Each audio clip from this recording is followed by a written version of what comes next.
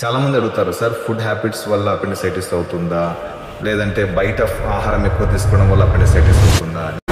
Hi everyone, welcome to my YouTube channel Shahid OG. Appendix అంటే ఏంటి?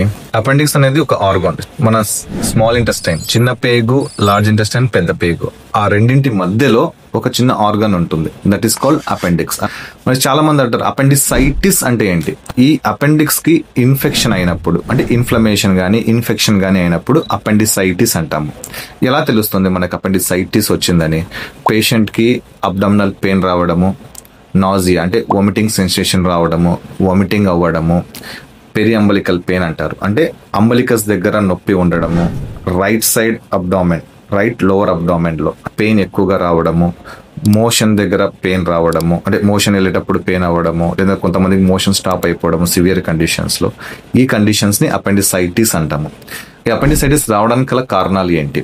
అందులో చిన్న లూమెన్ ఉంటుంది. ఎందులో అయినా సరే, పేగులో, ఇంటెస్టైన్ లో ఎక్కడైనా సరే లూమెన్ ఉంటుంది. ఈ లూమెన్ బ్లాక్ అయినప్పుడు మనకి అపెండిసైటిస్ అవుతుంది.